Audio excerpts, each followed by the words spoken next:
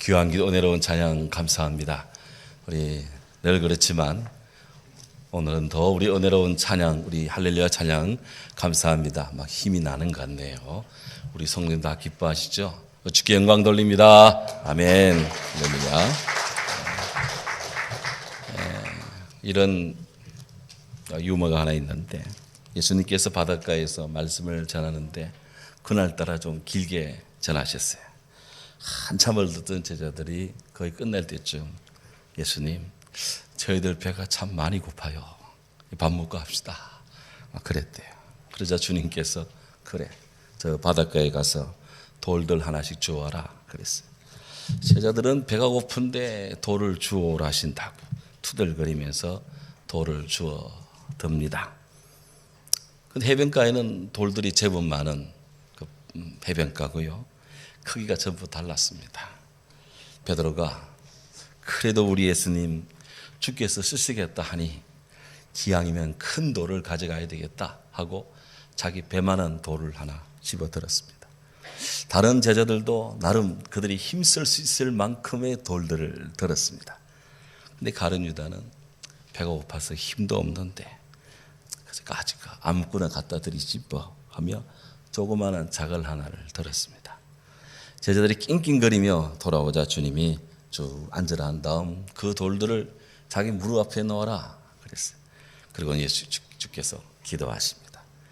그리고 눈을 뜨고는 아멘 하니 눈을 탁 떴는데, 와, 전부 그냥 앞에 중국 요리로 쫙 차려져 있는 거 아니에요?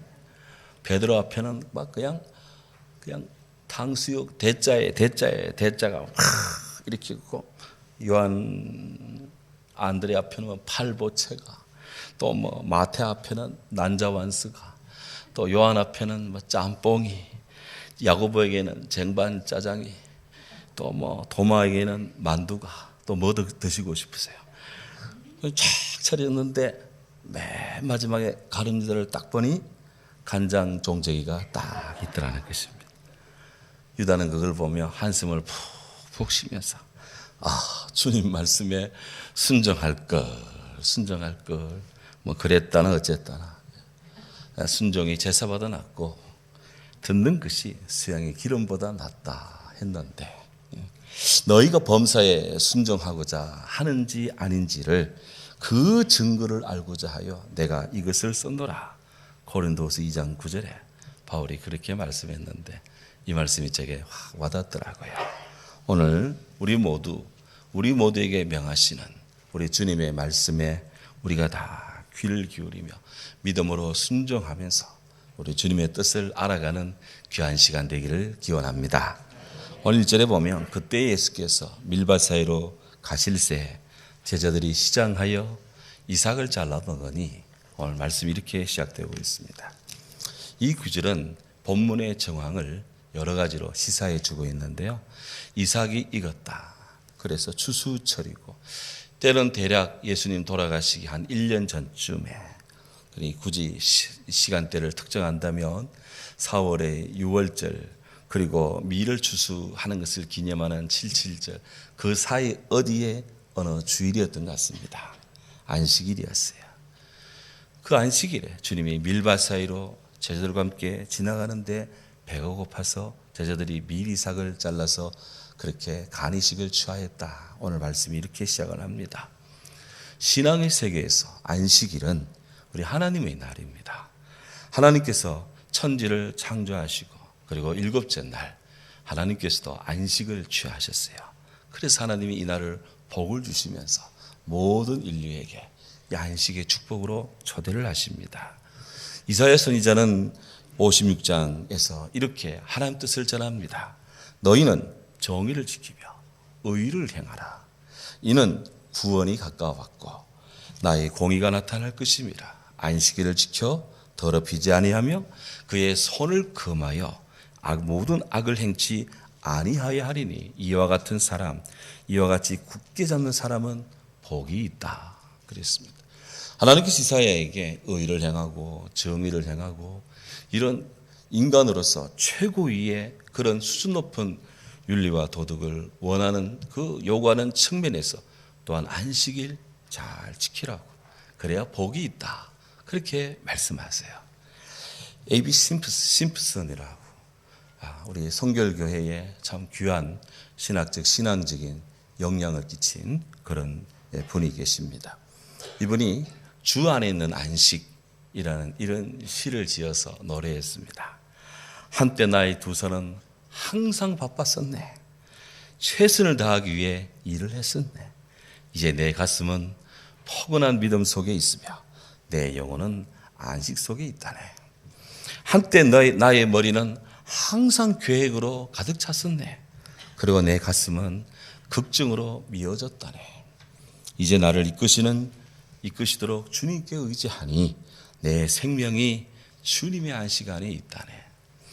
한때 나의 삶은 수고로 가득 찼다네. 이제는 기쁨으로 가득하다네. 그분이 멍에를 맺기에 주께서 나에게 안식을 주셨다네. 우리가 예수님 믿지 않고 혹은 주님과 좀 거리가 먼 상태에서 나의 일에 집중할 때는 손도 바쁘고 마음도 바쁘고 머리도 바쁘고 온 삶이 다 바쁩니다. 안식이 없는 삶을 살아갑니다. 돈이 있어도 뭐가 있어도 쓰지도 못하고 또 쓴다 해도 만족이 없고. 하지만 예수님 안에서 안식이 있다. 지금부터 한 100년 전에 사셨던 심슨 분이 이런 시를 썼어요. 오늘의 기독교인들도 그랬지만 유대인들에게는 더욱이더 이 안식일은 생명 같은 날입니다. 그들의 안식일 성수를, 주일 성수를 생명처럼 지킵니다. 오늘 본문에 보면 예수님께서 그 안식일에 길을 가고 있습니다. 혼자 가는 것이 아니라 제자들을 대동해서 지금 길을 가고 있습니다.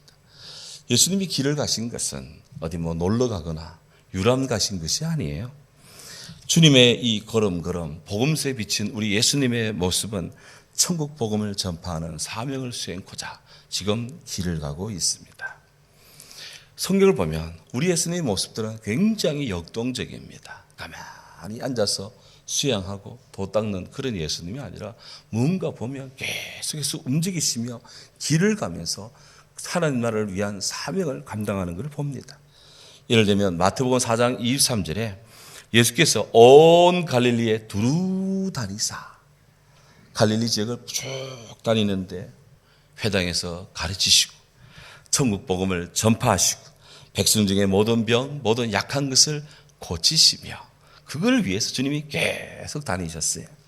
마태복음 5장 1절에 보면 예수님이 사람들을 보자 주께서 산 위에 올라가셔서 앉으십니다. 지금 다 주님이 걷고 계시는 거예요. 산 위로 약간 등산해서 탁 앉으시니 제자들이 다 나와왔습니다. 그때 주님이 이런 자는 복이 있다 말씀하시며 천국의 산상수훈을 말씀하세요. 마태복음 8장에 가보면 주님이 그 산상수훈의 가르침을 마치시고 산 밑으로 내려오십니다. 내려왔더니 거기에 여러 병자들이 있었습니다. 나병 환자도 중풍병자도 베드로 장모의 열병도 또 귀신 들린 자도 여러 백성들이 짐을 진 상태에서 우리 주님께로 와 있었어요.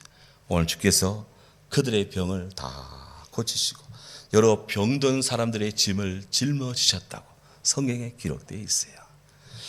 마태복음 9장 35절에 보면 예수께서 모든 도시 모든 마을들을 두루 다니사 그들의 회당에서 가르치시고 천국 복음을 전파하시고 모든 병, 모든 약한 것들을 고쳐주셨다고 말씀합니다. 주님이 계속 움직이십니다. 움직이면서 주님이 가르치고 치유하시고 또 새롭게 해주십니다. 마태복음 10장에서 제자의 도를 말씀하신 우리 예수님 11장 1절에서 그들의 여러 동네에서 가르치시고 전도하시기 위해서 거기를 떠나가시니라. 또 주님이 이동하고 계십니다. 옛 지혜자들은 우리 인생의 길을 걷는 극서로 그렇게 비유하고 그렇게 가르침을 줍니다. 이를테면 산다는 것은 길을 가는 것이다. 생즉도요 생즉행이라. 이 세상의 모든 존재는 다 자기의 길을 자기가 걸어가야 될 길이 있다. 만물 유도라. 그런데 우리 인생들이 살아가는 그 길을 보면 남들이 살아가는 걸 보면 쉬운 것 같은데 막상 그 길을 가보면 쉽지가 않습니다. 그래서 이행도가 아니라 그 길은 너와 나의 모든 길은 다 힘든 고행도요. 정말 어려운 길이지만 가야 되는 난행도다. 그렇게 옛 선인들은 가르칩니다.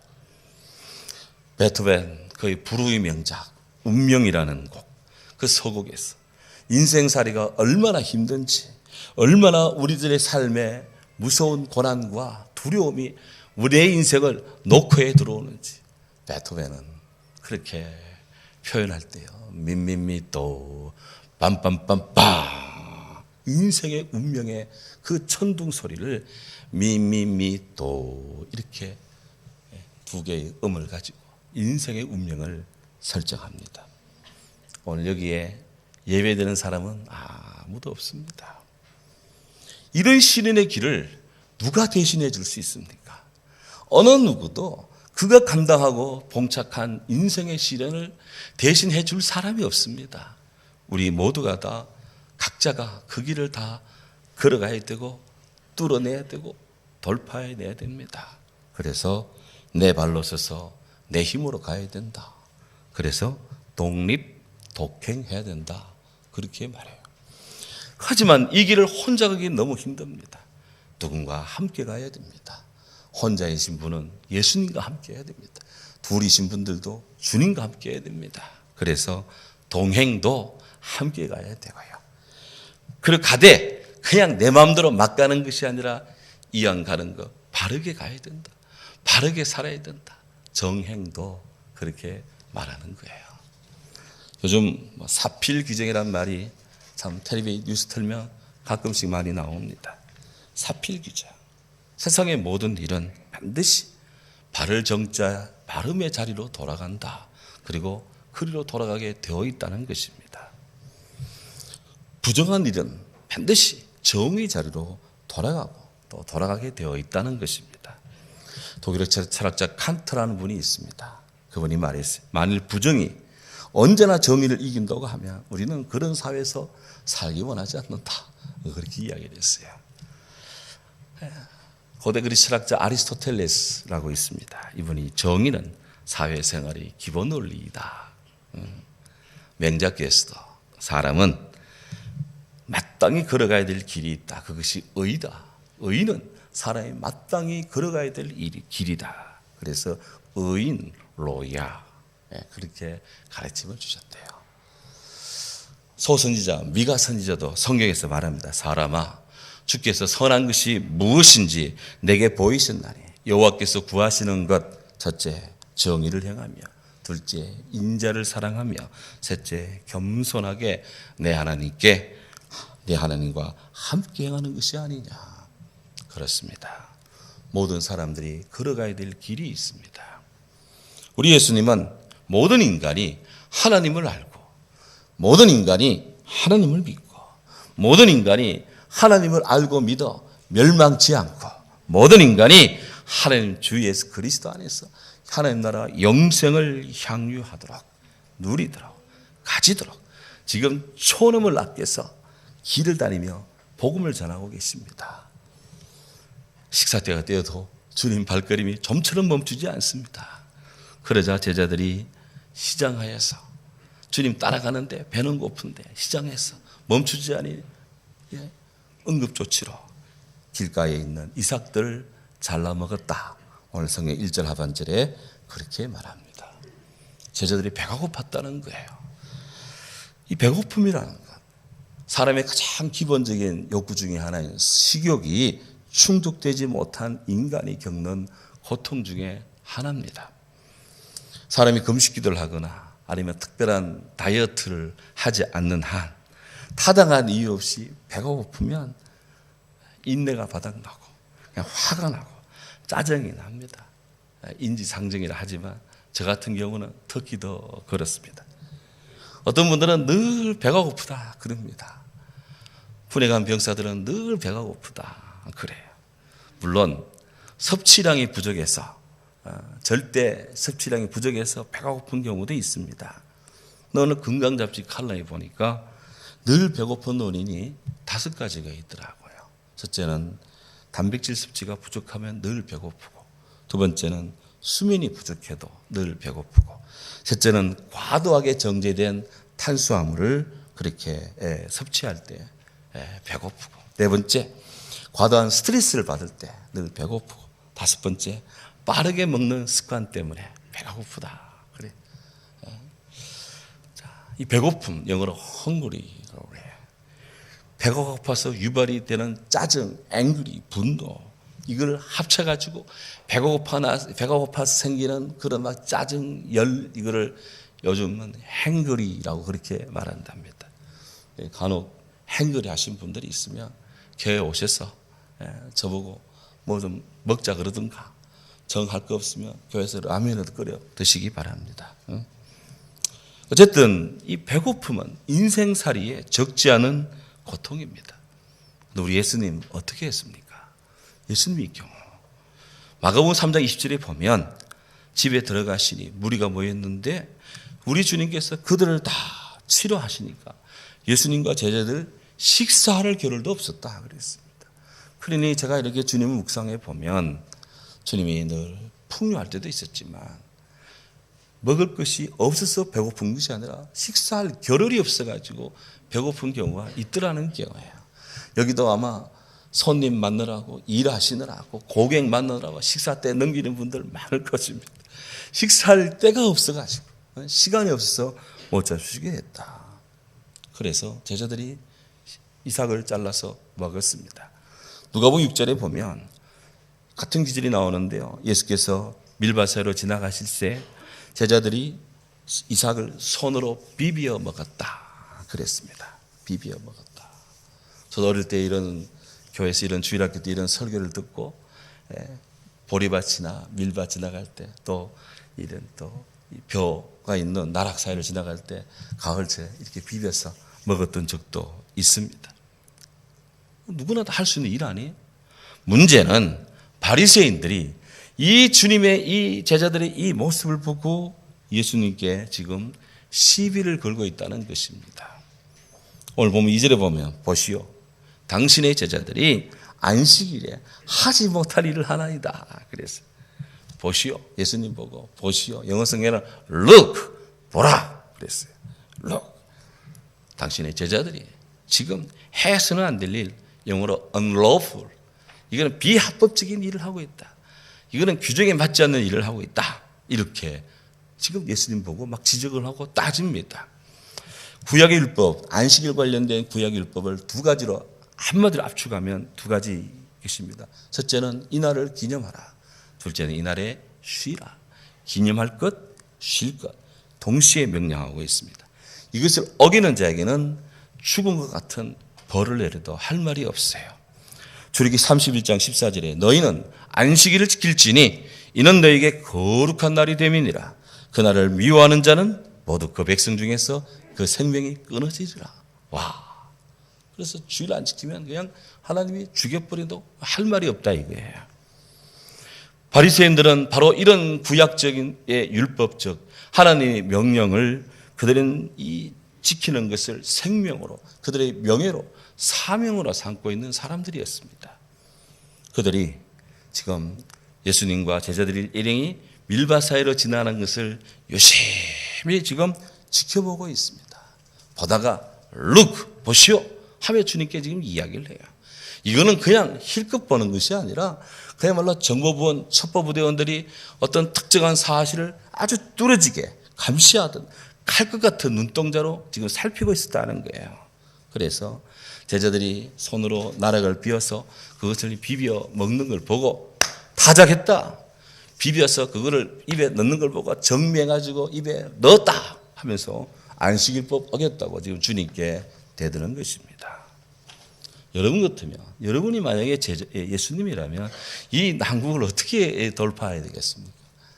우리 예수님은 어떻게 하셨나요? 오늘 성경에 보면 3절에 예수님 대응이 나옵니다. 예수께서 이르시되 다윗이 자기와 그 함께한 자들이 시장할 때 한 일을 읽지 못했느냐? 이렇게 주님 묻습니다.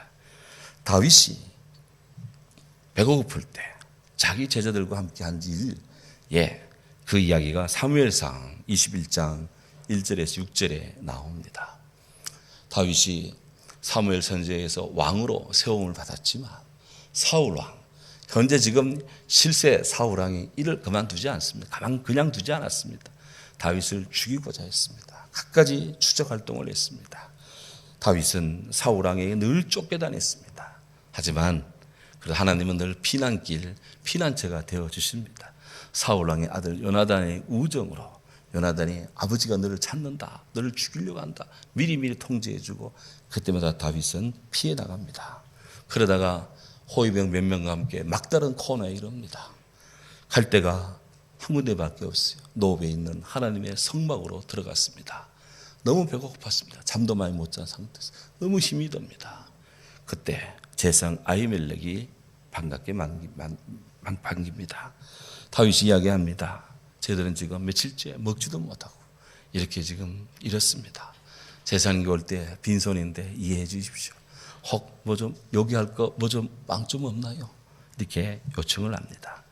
그때 아히멜렉 제사장이 말합니다. 지금 새떡으로 교체된 하나님의 제단에 올려진 떡이 있는데 너희들이 범죄한 일이 없으면 이 떡 주겠다. 저희들은 지금 맨날 며칠 쫓기다니라고 뭐 나쁜 짓 할 틈도 없고요. 뭐 이렇게 여성들도 가까이 한 적도 없고요. 지금 뭐 삶이 그렇습니다. 했더니 아히멜렉이 웃으면서 하나님 제단에 올렸던 떡 12덩이를 내려서 다윗과 그 일행에게 주었답니다. 다윗 군사들은 당연히 그것 먹고 힘을 내어 전열을 정비할 수 있었죠.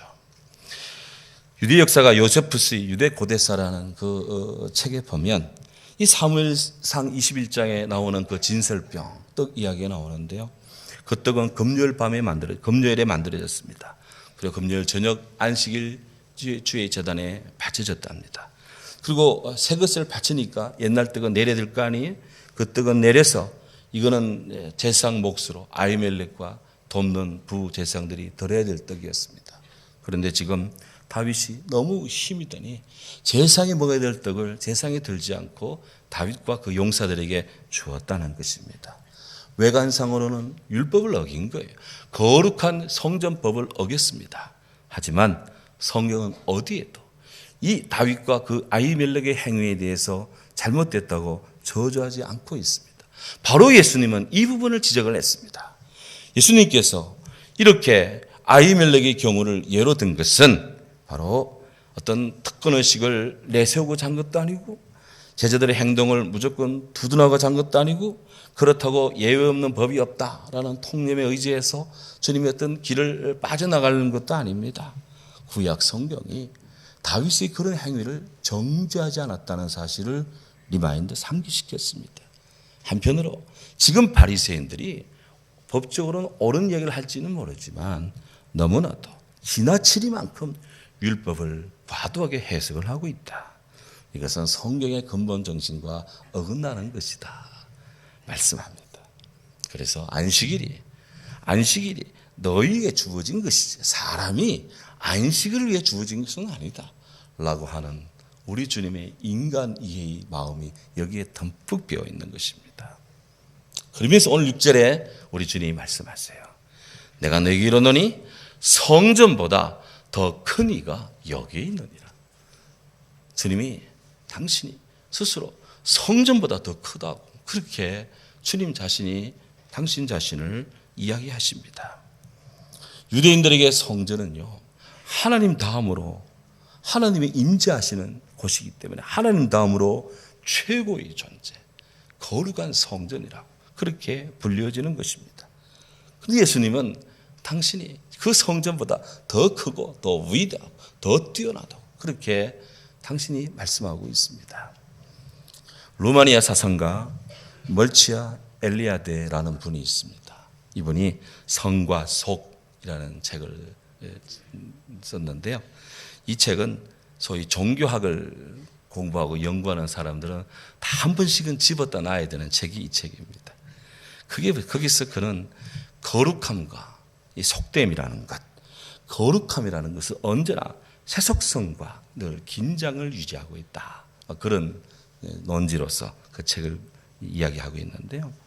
거룩하다, 영어로 sacred, 속되다, profane 이라는 이 말들이 이게 어디서 쓰느냐? 이게 라틴에서 나왔는데 주로 로마 시대 사람들이 로마 시대 신에게 속한 것은 거룩하다. 그 신에게 나오는 장소는 다 세속적이다. 이렇게 보았습니다. 그래 제물을 들고 성전 뜰로 옵니다. 거기서 가지고 제단에 바칩니다. 하나님의 뜻이 신이 임하는 곳이 거룩한 것이고 그 제물을 들고 오는 그 길이 세속적인 것이다라는 거예요. 그래서 성과 속이 따로 떨어진 것이 아니라 한 길에서 신이 임하는 곳이 거룩한 것이고 신이 앞으로 오는 장소가 거룩하다. 이게 일반적인 성과 속의 개념이에요. 유대인들에게 성전은 하나님의 얼굴이, 주의 눈이, 주의 마음이, 주의 사랑이 항상 있는 것입니다. 그래서 성전은 그들에게는 정말 중요한 거룩한 집입니다. 누구도 이게 이의할 사람이 없습니다. 그런데 우리 예수님께서는 사람이 문화, 사회적, 종교적으로 최고의 권위로 최고의 정결함으로 여기는 소위 그 성전의 거룩함, 그 거룩함을 당신이 초국하시고 그걸 넘어서는 것으로 오늘 우리에게 말씀하고 있습니다. 내가 너에게 이르노니 성전보다 더 큰 이가 여기에 있느니라 그랬어요.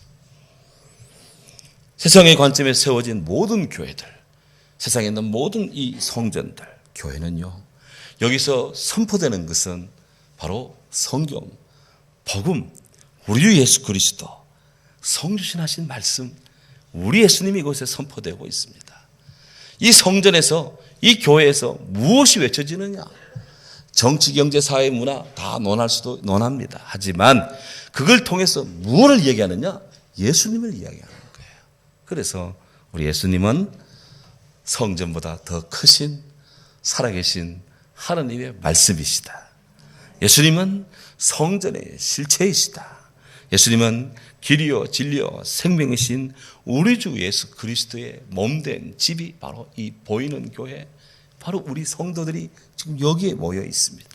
그러니 인간적으로 아무리 뛰어나고 훌륭하고 인격이 고매한 그런 제사장이요 그런 성직자라 할지라도 생명의 주 되신 우리 예수님께는 비할 바가 못 되는 거예요. 아무리 이 땅의 교회가 아무리 찬란하다 해도 우리 주님의 이 위대성에는 비할 바가 못 되는 것입니다. 예수님은 유대인들이 그토록 자랑하는 그 시대의 성전, 헤롯 성전, 무려 40년 동안 지어오고 있는 그 헤롯 성전을 가리켜서 너희가 이 성전을 헐라, 부숴라, 내가 3일 동안에 일으키겠다. 그렇게 말씀했어요. 당시 사람들에게는 충격이었습니다. 그 사람이 어떻게 3일 동안에 이 40년 동안 지은 이 성전을 새로 세울 수 있단 말이냐? 충격입니다. 그런데요, 히브리서 8장 5절에 보면 건물로서의 성전, 우리가 흔히 말하는 이 보이는 성전은 예수님을 예표하는 하늘의 상징, 하늘에 있는 거룩한 예루살렘의 모형이고 그림자이다. 이렇게 히브리서는 기록을 하고 있습니다.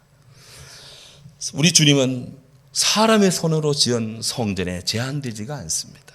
주님은 이 땅에 있는 모든 성전을 사랑하지만, 모든 교회를 사랑하지만 그 교회에 제한되시는 분은 아니다. 거기에 국한되는 분은 아니다. 왜? 사람으로 손으로 지은 성전에 국한되지 않는 것은 바로 우리 주님 예수 그리스도 안에서 하나님이 당신을 드러내고 하나님이 주의 말씀을 계시하고 주님 말씀을 보여주시기 때문에 예수님을 통해 이루어지는 것이지 눈에 보이는 건물을 통해 이루어지는 것은 아니다 하는 거예요. 이 땅에는 정말 큰 집들, 좋은 집 건물들이 많습니다. 정말 어마어마한 예산을 투입해서 좋게 현대식 지은 교회들도 많습니다. 하지만 아무리 크고 웅장해 지은 최고의 최현대식의 교회라고 해도 유럽 중세 시대의 그 석조로 된 어마어마한 고금 교회에 비하면 비할 것이 아닙니다. 그 권위를 따라갈 수가 없습니다. 인간의 손으로는 하나님이 원하는 바를 다 채울 수가 없습니다. 왜냐하면 그분은, 우리 하나님은 하나도 사람의 것에 의해서 필요한 분이 아니기 때문에 그래요. 우리에게 필요한 것이라도 하나님께는 그렇게 필요 없습니다. 우리는 금을 소중히 여깁니다만은 하나님 나라에는 바닥에 깔린 포장 재료가 다 금입니다. 금으로 되어 있어요. 그러니까 사람이 중요하게 인 것도 우리 하나님 나라에는 아무것도 아니에요. 하나님은 우리가 그토록 소중히 여기고 그토록 갈망하는 생명, 호흡, 그리고 삶의 모든 지성과 지혜, 우리 하나님께로부터 뿜어나오고 하나님께로부터 흘러 넘치고 있습니다. 당신이 주시고 난 자에게 마음껏 부어주십니다. 그러니 우리 하나님은 사람의 손에 얽매이지 않는다는 것을 먼저 알아야 돼요. 더불어서 예수님의 영, 성령의 영을, 주의 영을 모신 사람들을 성령은 너희가 더 성전이다 말씀하고 있습니다. 바울은 고린도전서 3장 16절에 너희는 너희가 하나님의 성전인 것과 하나님의 성령이 너희 안에 거하시는 것을 알지 못하느냐 이렇게 묻고 있습니다. 우리 성도님들의 건강관리를 잘해야 되고 삶의 모든 부분들에 정말 절제하며 질서 있게 살아야 될 이유, 성령께서 부족하지만 우리들 안에 거하시기 때문인 줄로 믿습니다. 성령이 거하시기 때문에 우리는 삶도 건강하게 절제하게 그렇게 해서 잘 컨트롤하며 살아가야 됩니다. 보이는 교회 중요합니다. 보이지 않는 교회, 우리를 심령 속에 계시는 우리 주님의 이 성전, 각자의 성전 대단히 중요합니다. 그래서 우리 주님 말씀합니다. 나는 자비를 원하고 제사를 원하지 않는다는 것을 너희들은 알아라. 인자는 안식일의 주인이다 말씀했습니다. 그렇습니다. 우리 예수님은 신령한 안식이 되십니다. 예수님은 예수 그리스도 안에서 이루어지는 모든 일은 안식일 준수가 되는 것입니다. 예수 그리스도 안에서 되어지는 모든 일들은 우리 주님 안에서의 온전한 안식과 쉼이 됩니다. 사랑하는 여러분, 예수님께로부터 나오는 진정한 쉼과 안식이 우리 주 안에서 이루어질 때 그것이 온전한 안식입니다. 우리 주님 안에서 우리 주님은 안식을 주관하고 안식을 소유합니다. 우리 주님 안에서 안식일 규례가 재해석되고 있습니다. 우리 주님 안에서 지금까지 가려졌던 모든 안식에 대한 논의가 정리가 됩니다. 예수님 없는 안식은 안식이 아닙니다. 예수님 안에서 안식인 것입니다. 오늘 성전법이 안식일법에 앞서듯이 성전의 주인이신 하나님의 아들 예수 그리스도의 구원하시는 사랑의 일은 세상의 어떤 안식일법보다도 더 앞서 있습니다. 이런 점에서 예수님과 동행하는 사람은 복된 성도입니다. 예수님은 진정한 안식일의 주인이십니다. 예수님 안에서 참 안식을 향유하고 즐거워하는 주의 성도들 되시기를 바랍니다. 기도합니다. 귀하신 주님, 오늘 우리에게 인자는 안식일의 주인이